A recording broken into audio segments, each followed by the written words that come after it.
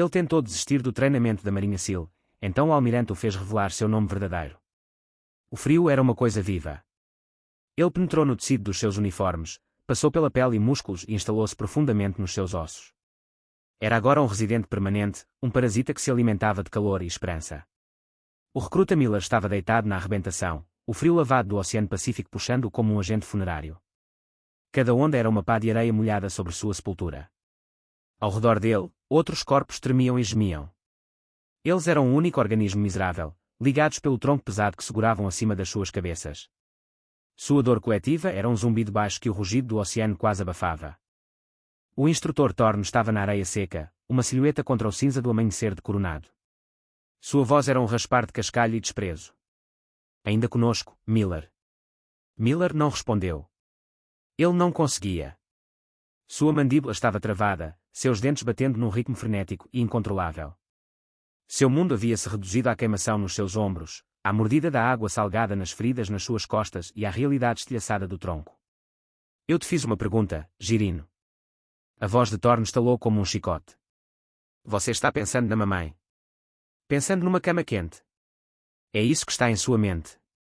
Os outros instrutores, flanqueando Thorne como chacais, riram. Era um ritual familiar. Thorne sempre encontrava um recruta para servir de exemplo, um elo fraco para moer até virar pó até que ele quebrasse. Esta semana, era Miller. Miller não era notável. Ele era de altura média, constituição média, com um rosto que era fácil de esquecer, mesmo antes de ser coberto de areia e exaustão. Ele não se destacou. Ele não falhou espetacularmente.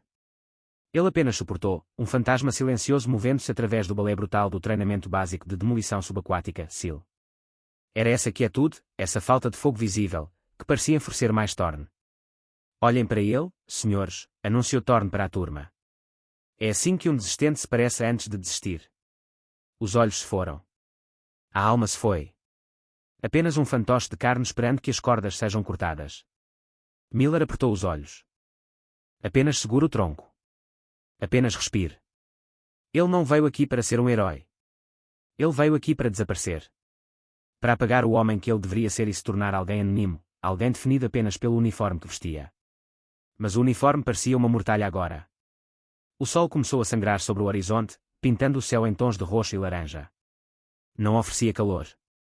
Para os homens na água, era apenas um relógio, marcando mais uma hora da semana do inferno. Eles estavam acordados há 4 dias. Seus corpos estavam gritando, suas mentes desgastadas em fios finos e alucinatórios. De pé. Thorne gritou. Os homens lutaram para se levantar, o tronco um fardo monstruoso. As pernas de Miller tremeram, ameaçando ceder. O homem ao lado dele, um caipira de ombros largos chamado Shen, grunhiu com esforço, seu rosto uma máscara de agonia. Eles cambalearam para fora da arrebentação, uma centopeia de miséria, e começaram a marcha de partir a alma de volta para o Grinder. O Grinder era o coração do BUD-S. Era um vasto pátio de asfalto pintado com pegadas brancas e ladeado por barras de elevação e estações de mergulho. No centro, ficava o sino. Era um sino de latão simples com um cordão de corda, polido pelas mãos de inúmeros homens destruídos. Toco 3 vezes e a dor para. Toco 3 vezes e você será um fracasso. Thorne corria em círculos ao redor da formação deles, seu ataque verbal implacável. Ele se concentrou em Miller de novo. Você é uma desgraça, Miller. Você está roubando o ar de homens melhores. Porque está aqui. Você não tem o sangue para isso, você não tem o nome para isso.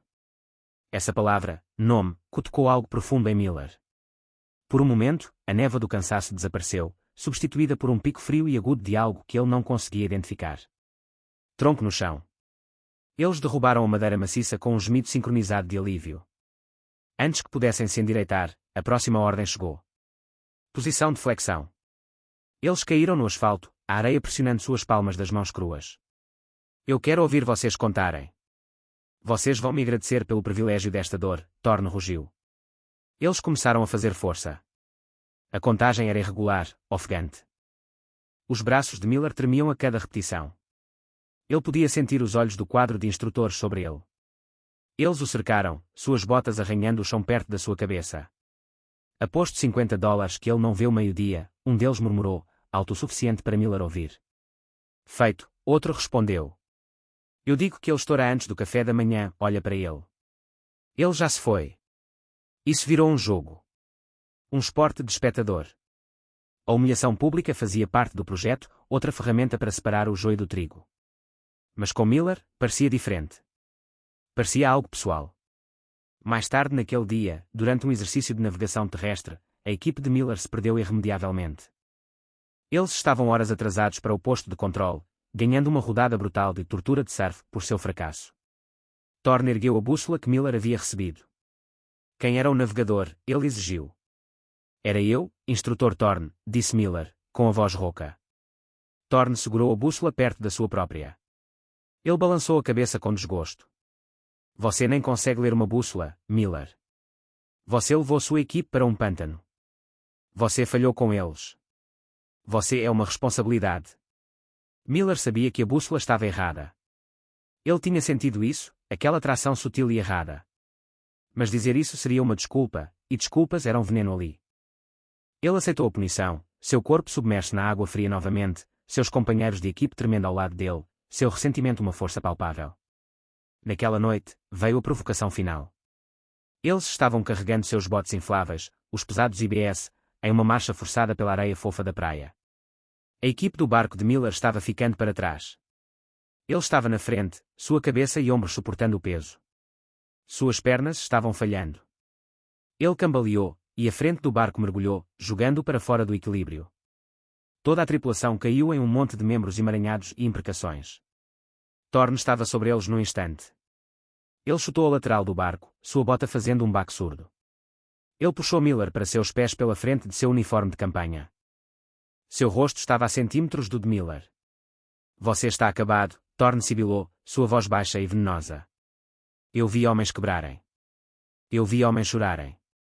Eu vi homens rastejarem para longe desta praia. Mas você. Você está apenas vazio. Um fantasma. Não há nada dentro de você. Sem luta. Sem fogo. Sem história.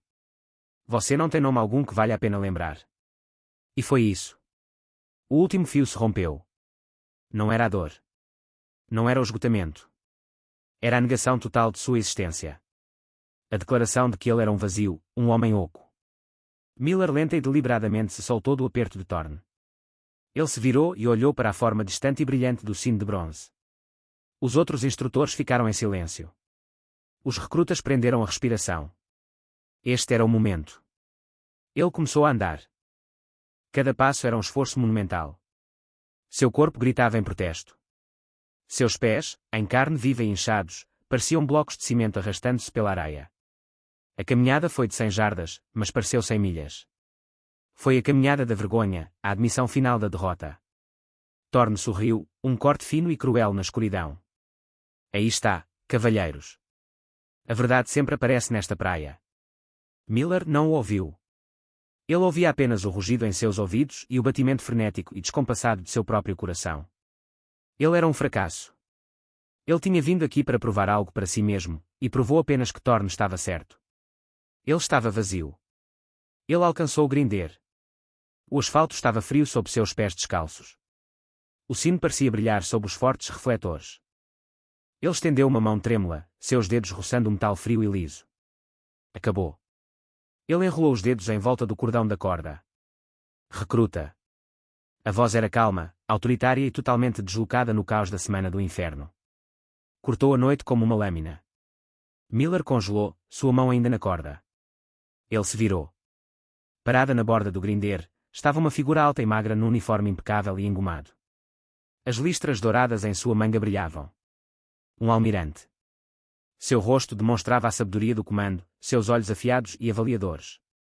Miller o reconheceu do briefing inicial, há uma vida. Almirante Vance, comandante do Comando de Guerra Especial Naval. Thorne e seus instrutores se colocaram em posição de sentido, sua zombaria substituída por um profissionalismo rígido. Almirante, disse Thorne, com a voz tensa. Vance o ignorou. Seu olhar estava fixo em Miller. Ele caminhou lentamente para frente, seus sapatos polidos sem fazer nenhum som no asfalto. Ele parou a poucos metros do sino. Você estava prestes a tocar esse sino, filho, disse Vance. Não era uma pergunta. Miller não conseguia falar. Ele apenas assentiu, com a garganta seca de vergonha. Antes que faça isso, o almirante continuou, sua voz uniforme. O protocolo exige que declare seu nome completo e número de serviço para o registro oficial de sua partida. Miller engoliu em seco. Ele teve que forçar as palavras a saírem. Miller, John. 845-21-7734. Os olhos do almirante se estreitaram um pouco. Ele deu outro passo para perto. O ar estalava com uma tensão estranha. Esse é o nome no seu uniforme, marinheiro. Eu quero seu nome verdadeiro. Aquele que está na sua certidão de nascimento. O sangue de Miller gelou. Mais frio que o Pacífico. A única coisa que ele tentou enterrar, o legado do qual fugiu, estava sendo exumada sob os holofotes de seu maior fracasso. Senhor, ele gaguejou. Seu nome, Vance repetiu, sua voz endurecendo. Declarou. Isso é uma ordem. Um silêncio pairou sobre o grinder. O único som era o distante estrondo das ondas. Miller olhou do rosto inflexível do almirante para a carranca confusa e impaciente de Thorne. Ele fechou os olhos. A memória de uma voz diferente, a voz de um pai, ecoou em sua mente. Um nome é uma responsabilidade, filho. Nunca se esqueça disso. Ele abriu os olhos. Ele respirou fundo. Caellen, ele disse, o nome soando estranho em sua língua. Meu nome é John Caellen. O nome caiu no silêncio como uma pedra. Nada aconteceu. Por um momento, houve apenas confusão. Então, o instrutor Thorne deu um passo involuntário para trás. Seu rosto, bronzeado e castigado pelo tempo, ficou abatido. A cor sumiu dele, deixando um brilho pálido e doentio sob as luzes. Sua boca se abriu ligeiramente. Um chefe sénior mais velho parado perto olhou para Miller, seus olhos arregalados em descrença, então lançou um olhar para Thorne cheio de algo como horror. O sussurro começou entre o quadro sénior, um farfalhar de som como folhas secas deslizando pelo pavimento. Caellen. O almirante Vance deixou o nome pairar no ar por um momento longo antes de falar novamente, sua voz ecoando com clareza pelo pátio. Para aqueles de vocês que são jovens demais para saber, permitam-me esclarecer. Este é John Caellen. Filho do mestre-chefe Elias Caellen, um suspiro audível percorreu as fileiras dos instrutores. Os estagiários, igualmente exaustos e alheios à tradição para entender, simplesmente observaram, perplexos. Mas os instrutores sabiam. Todo operador experiente na comunidade de guerra especial naval conhecia o nome. Mestre-chefe Elias Caellen. Um membro fundador da SEAL Team 6. Um homem cujos feitos em Mogadishu e no Hindukush eram material de lendas. Um operador fantasma cujo arquivo foi tão editado que era principalmente tinta preta. Ele era um titã, uma referência contra o qual todos os outros eram medidos. Ele morreu em um exercício de treinamento anos atrás, um fim de herói, empurrando seus homens para a segurança antes de uma falha catastrófica do equipamento. Seu nome era sussurrado com uma reverência reservada aos deuses das equipes. E Thorne tinha acabado de passar 5 dias torturando o filho dele. Ele tinha chamado um Caellen de vazio. Ele tinha dito que seu nome não valia a pena ser lembrado. A ironia era tão grande que era sufocante. Thorne pareceu ter levado um soco no estômago. Toda a sua carreira, sua reputação como um criador de homens, seu julgamento infalível, tudo desmoronou em pó naquele único momento devastador. Ele se alistou sob o nome de solteira da mãe dele, explicou Vance, seus olhos ainda fixos no estagiário antes conhecido como Miller. Ele não queria tratamento especial. Ele queria vencer por conta própria. Ao falhar sozinho, Vance voltou seu olhar para Thorne.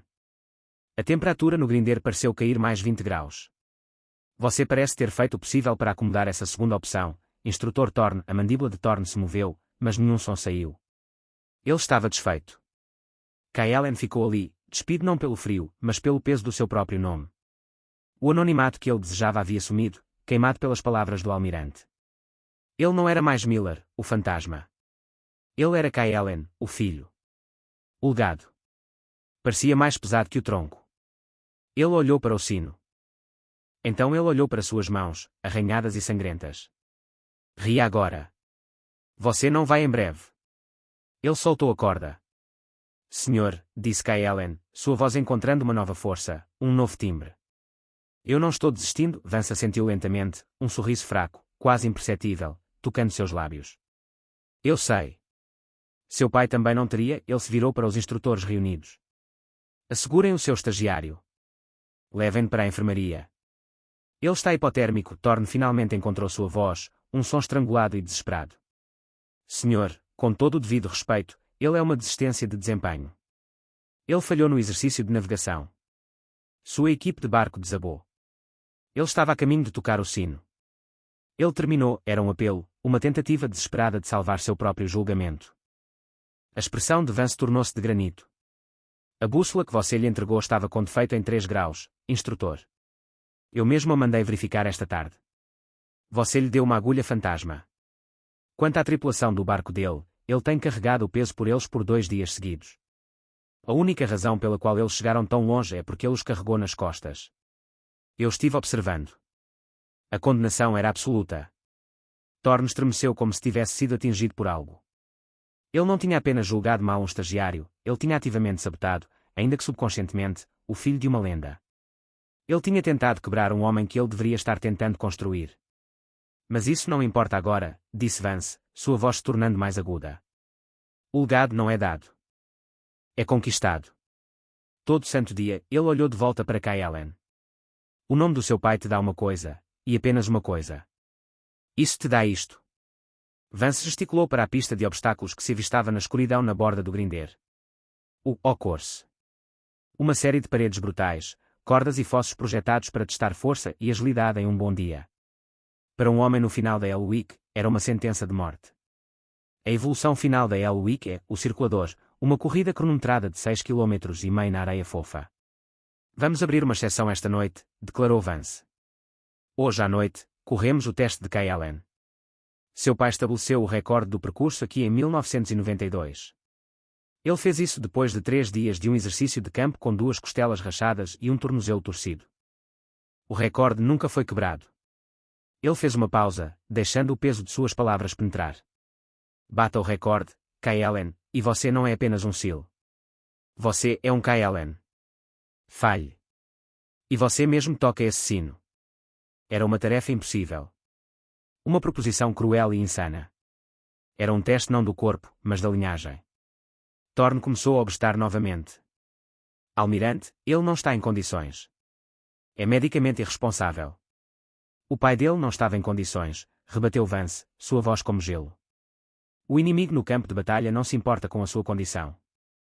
Preparem os cronômetros. Kaelen olhou para o percurso. As formas escuras dos obstáculos eram monstruosas contra o céu noturno. Ele sentiu uma onda de tontura. Seu corpo era um desastre. Cada músculo gritava. Ele não tinha mais nada. Então ele pensou em seu pai. Ele pensou no nome. Ele pensou no rosto zombeteiro de Thorne. Eu não vim para vencer. Eu vim para mostrar a eles quem eu sou. Um médico se aproximou dele com uma garrafa de água e uma barra de proteína. Kaelen dispensou com um aceno de mão. Ele caminhou até a linha de partida, seu passo instável, mas firme. Os outros estagiários de sua turma, turma 234, estavam reunidos pelos instrutores, sua própria miséria esquecida enquanto observavam este drama impossível se desenrolar. Na minha marca, gritou um instrutor, sua voz agora temperada com um novo e incerto respeito. Kaelen respirou fundo. O ar frio queimava seus pulmões. Ele sentiu uma estranha calma se instalar sobre ele. A exaustão ainda estava lá, mas agora era uma coisa separada, um passageiro que ele tinha que carregar. Ele não era mais apenas John Miller, o estagiário fracassado. Ele era o filho de seu pai, e ele tinha uma dívida a pagar. Vai. Ele explodiu da linha. Seu movimento foi chocante. Lá se foi a marcha hesitante e arrastada do homem destruído. Ele correu com uma energia desesperada e faminta, suas pernas bombeando, seus braços impulsionando. Ele atingiu o primeiro obstáculo, uma parede de 10 pés, e subiu e passou por cima com uma economia fluida de movimento que desafiou seu estado físico. Ele aterrissou e continuou correndo. A multidão de instrutores estava em silêncio, seus rostos uma mistura de choque e admiração. Thorne ficou congelado, seu rosto pálido. Kaelen alcançou o nome sujo, uma série de barreiras altas. Ele as ultrapassou sem interromper a passada. Sua forma não era perfeita. Era bruto, irregular, alimentado por pura vontade.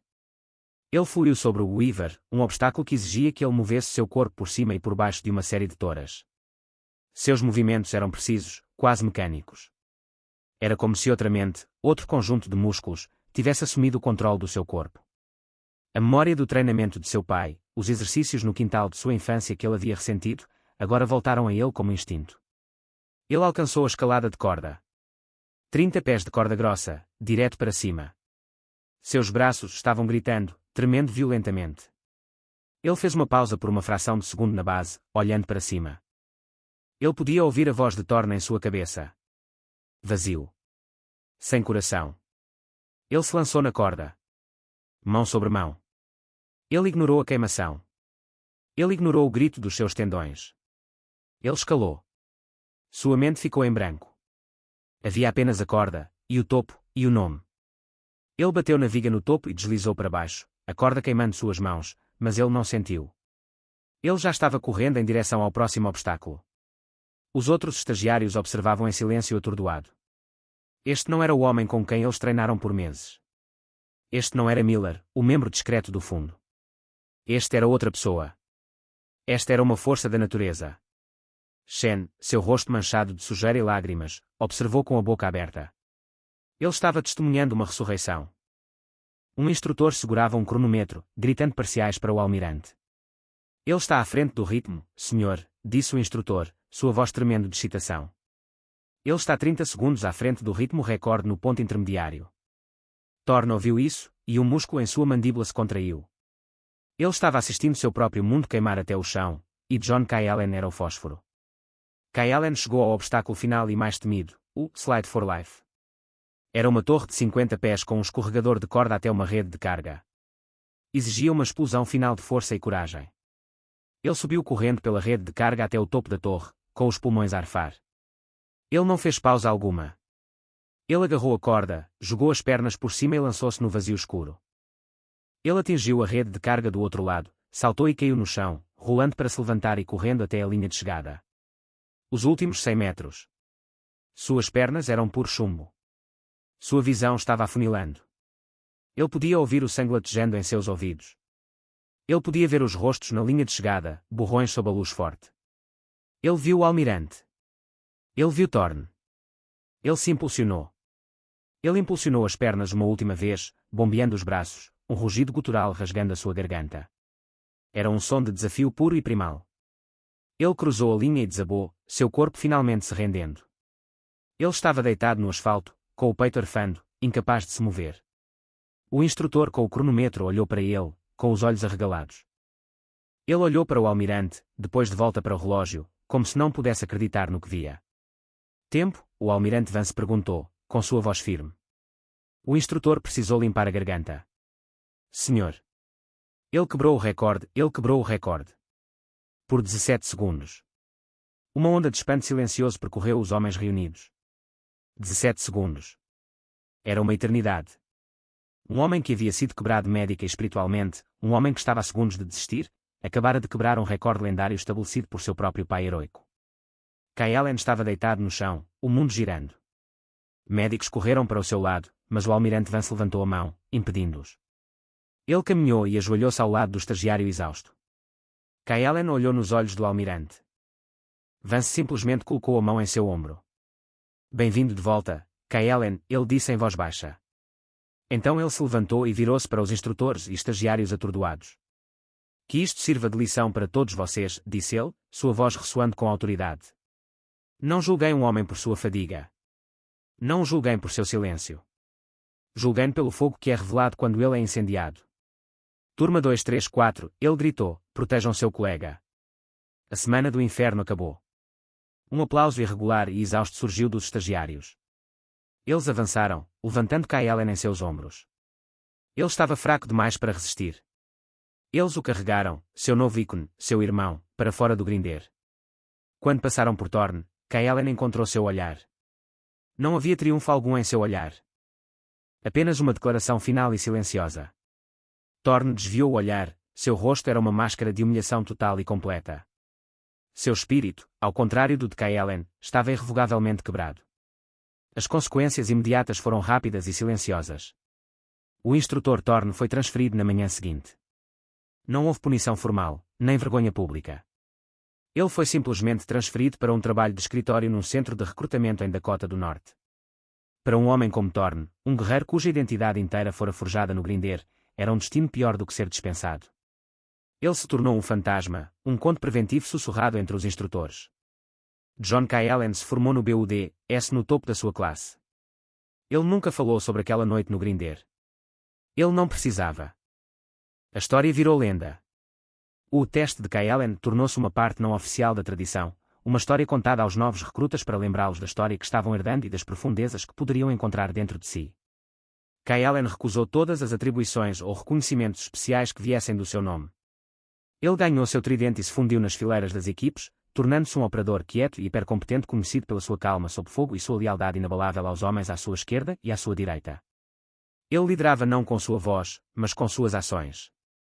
Ele era um Kaelen, mas era o seu próprio homem. Anos depois, agora um chefe sénior, Kaelen estava naquela mesma praia em Coronado, observando uma nova turma de recrutas sofrer a sua própria semana do inferno. Um instrutor jovem nervoso aproximou-se dele. Chefe sénior, disse o instrutor, temos um com quem estamos preocupados. Recruta Shen. Bom garoto, mas ele está sumindo. Ele tem olhos de desistência. Estamos pensando em pressioná-lo um pouco mais, vendo se ele vai quebrar. Kaelen se virou e olhou para a forma trêmula do jovem recruta na arrebentação. Ele se lembrou de outro recruta trêmulo, um garoto da fazenda que estava ao seu lado sob um tronco. Este não era o mesmo Shen, mas o nome foi suficiente. Ele olhou de volta para o jovem instrutor. Não, disse Kaelen, sua voz calma e firme. Você não vai pressioná-lo. Você vai colocá-lo no meio do tronco, vai colocar seus homens mais fortes em ambos os lados dele, e vai fazê-lo chegar ao nascer do sol. O instrutor estava confuso. Mas, chefe sénior, o padrão. O padrão é construir guerreiros, interrompeu Kaelen, seus olhos duros como aço. Não alimentar nossos próprios egos quebrando-os. Você nunca sabe o que um homem está realmente carregando. O instrutor colocou-se em posição de sentido. Sim, chefe sénior, ele se apressou para transmitir as novas ordens. Kaelen observou o sol começar a sua ascensão, lançando uma luz dourada sobre a água. Ele havia fugido do seu nome uma vez, temendo sua sombra. Agora, ele o usava como armadura, não para si, mas para os homens que liderava. O legado não era um registro numa parede ou uma história contada num bar. Era uma coisa viva, transmitida nos atos silenciosos de liderança, na proteção de um irmão em dificuldades e na crença inabalável de que dentro de cada homem, há um fogo esperando o momento certo para arder.